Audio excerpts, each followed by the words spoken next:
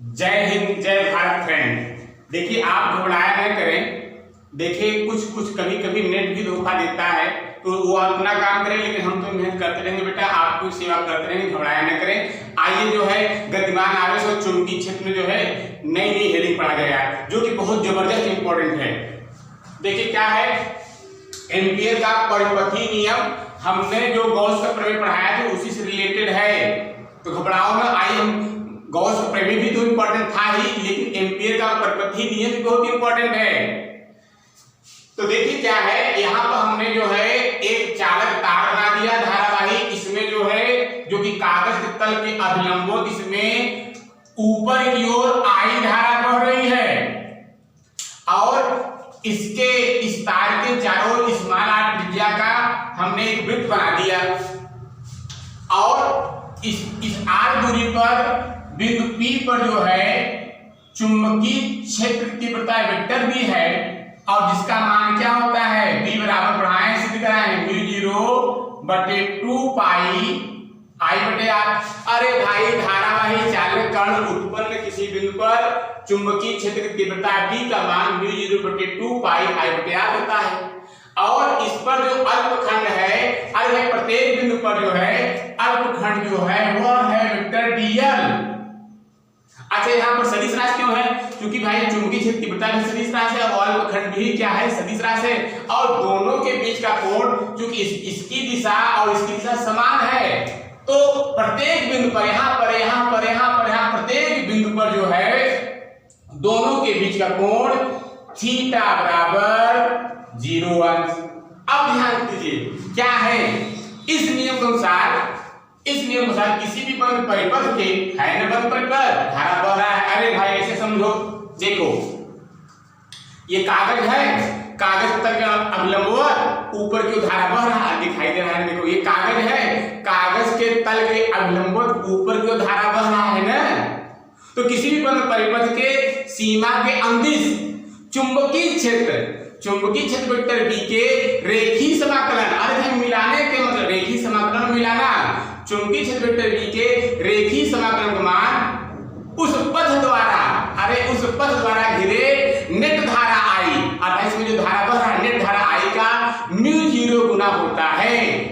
आइए देखते हैं कैसे समझते हैं। आइए देखिए क्या है, इस नियम के अनुसार, अरे एम्पीयर के परिपथी नियम से, एम्पीयर सर्किट लॉ से, इस नियम के अनुसार किसी भी बंद परिपथ के सीमा के अंदिश, किसी बंद कैसे तैयार करते हैं यार, देखो इस नियम के अनुसार किसी बंद परिपथ के सीमा के अंदिश है ना चुंबकीय क्षेत्र वेक्टर B के रेखीय, अरे भाई अल्पखंड को रेखा कहते हैं, अल्पखंड को सीधी रेखा कहेंगे। इस नियम को फिर देखिए, इस नियम अनुसार किसी भी बंद परिपथ के सीमा के अंदिश चुंबकीय क्षेत्र वेक्टर B के रेखीय, अरे वाह, रेखीय समाकलन का मान, समाकलन में मिलाना, रेखीय समाकलन का मान उस पथ द्वारा घिरे नेट धारा I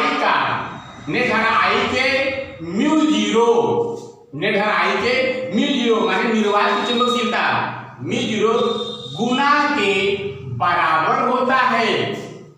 आइए फिर इसका जो है माना लिख पाते हैं, और फिर माना समझते हैं। तभी देखिएगा मानचित्र में x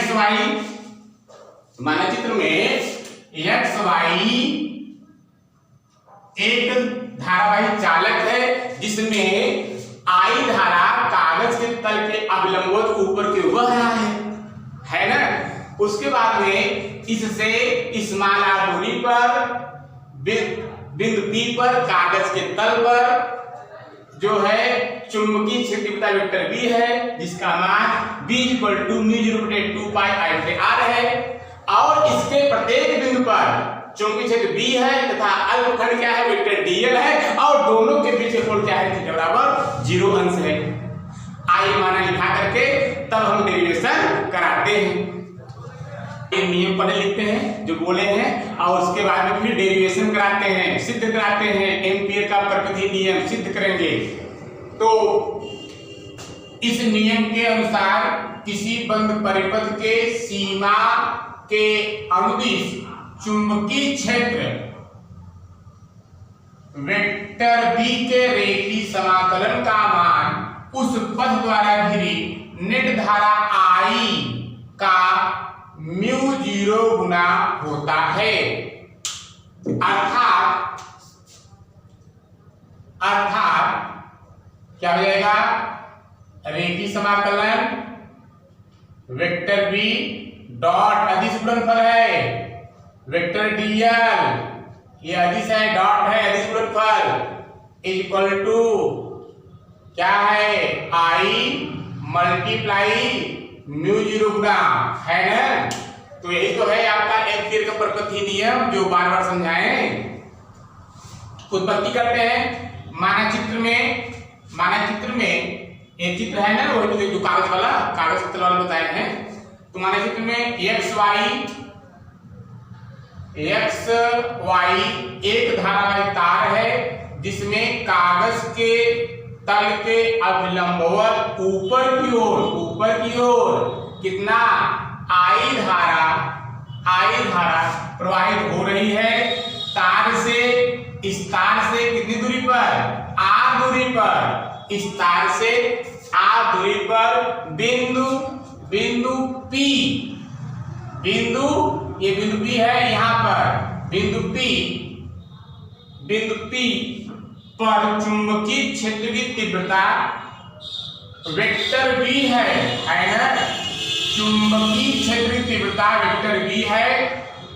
यदि हम तार के परितः माने जो तार है, यदि हम तार के परितः माने जो तार के चारों ओर तार के परितः बिंदु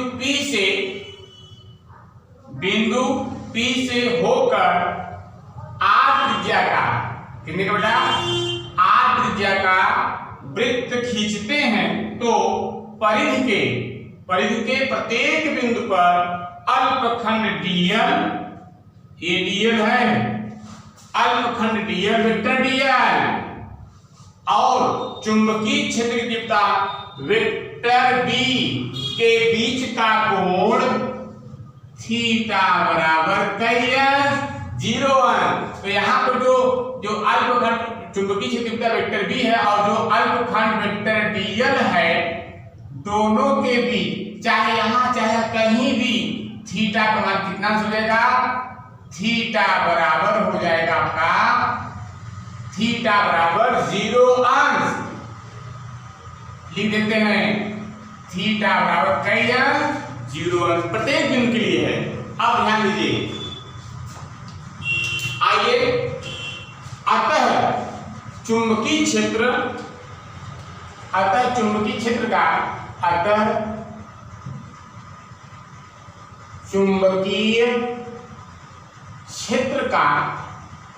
का परिपथ के अनुदिश रेखीय समाकलन करना, पूरा मिलाने पर परिपथ के अनुदिश रेखीय समाकलन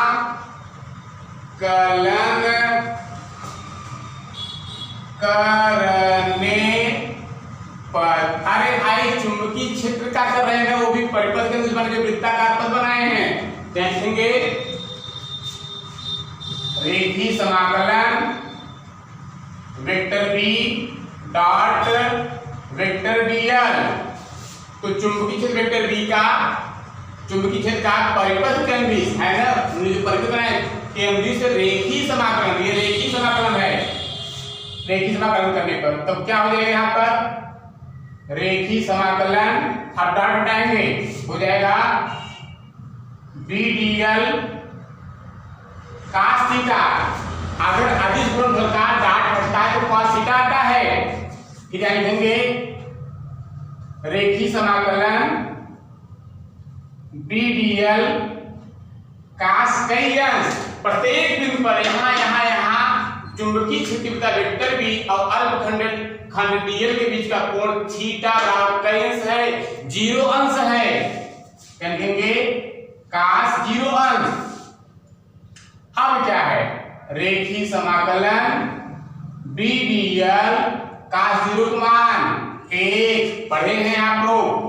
अब ऐसा है कि जो चुंबकीय क्षेत्र है प्रत्येक अल्पखंड माने प्रत्येक बिंदु पर उसका परिमाण क्या है? नियत है। चुंबकीय क्षेत्र मान चूंकि दूरी वही है, चुंबकीय क्षेत्र वही रहेगा प्रत्येक बिंदु पर, और दिशा भी क्या हो जाएगा? दाएं हाथ हथेली नियम से, इसलिए परिमाण उसका बराबर रहेगा। इसलिए इसको हम बाहर निकाल देंगे। ये बाहर निकल गया, तब रेखीय समाकलन किसका होगा? रेखीय समाकलन डीएल। आप देखिए, आपको पढ़ाए हैं हम, क्या पढ़ाए हैं? चूंकि b बराबर होता है म्यू 0 बटे 2 पाई I बटे r, है ना? सीधा लंबा तार कारण उत्पन्न चुंबकीय क्षेत्र तीव्रता। म्यू 0 क्या है? b है चुंबकीय क्षेत्र तीव्रता, म्यू 0 है निर्वात की चुंबकशीलता, I क्या है? धारा, और r क्या है? तार से दूरी है। अब और एक बात और, हमने बताया कि अगर हम जो है ये जो वृत्त है, ये जो वृत्त आप देख रहे हैं, ये अल्पखंड है। जब इसको हम मिला देंगे पूरा रेखीय जो इसको अगर मिलाएंगे रेखीय, अगर हम इसका पूरा रेखीय समाकलन करेंगे तो परिधि मिलेगा ना। तो यहां लिख सकते हैं रेखीय समाकलन dl इक्वल टू परिधि। क्या लिख सकते हैं? और रेखीय समाकलन dl बराबर परिधि। अरे भाई, ये रेखीय समाकलन में जो अल्पखंड है उसको पूरा मिला रहा है ना, तो परिधि का सूत्र क्या होता है? अरे भाई 2 पाई r। अब मान दीजिए इक्वल टू b का मान रखेंगे म्यू 0 बटे 2 पाई I बटे r, और रेखीय समाकलन dl बराबर क्या होता है? परिधि, और उसका मान निकालें 2 पाई r। तो क्या दिक्कत है? यानी दीजिए 2 पाई r, और काट दीजिए जो कट रहा है ना। देखिए, अरे भाई 2 से 2 कटा, पाई से पाई कटा, अरे r से r भी कट गया। तो आया क्या यहाँ पर? आया है म्यू 0 I, या लिख सकते हैं इसको कैसे हो जाएगा? रेखीय समाकलन vector b dot vector dl equal to I mu 0 गुना, यही तो है एम्पियर का प्रति नियम, हमने सिद्ध कर दिया और आपको समझा भी दिया। इसको नोट कर लीजिए, है ना? अरे भाई मिलाओ, देखो वही है सेम ना। जहां B बराबर चुंबकीय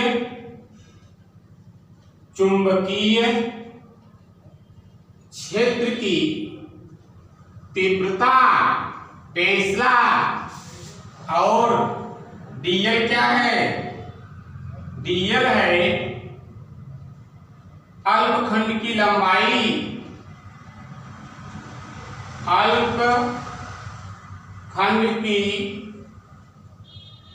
लंबाई मीटर, इसका मात्रा मीटर, और क्या है इसमें? आई जब भी करते हैं, आई है धारा, इसका मात्रा एम्पियर, और म्यू 0 क्या है? निर्वात की चुंबकशीलता, है ना? तो इसका मात्रा क्या होता है? न्यूटन बटे एम्पियर स्क्वायर बताए हैं। अरे भाई बगल देख लो, इसको भी बताए हैं। अरे भाई म्यू 0 इक्वल टू होता है 4 पाई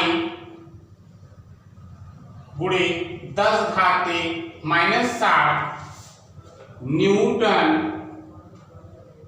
न्यूटन बटे एम्पियर स्क्वायर। ठीक है, उतार लीजिए बेटा।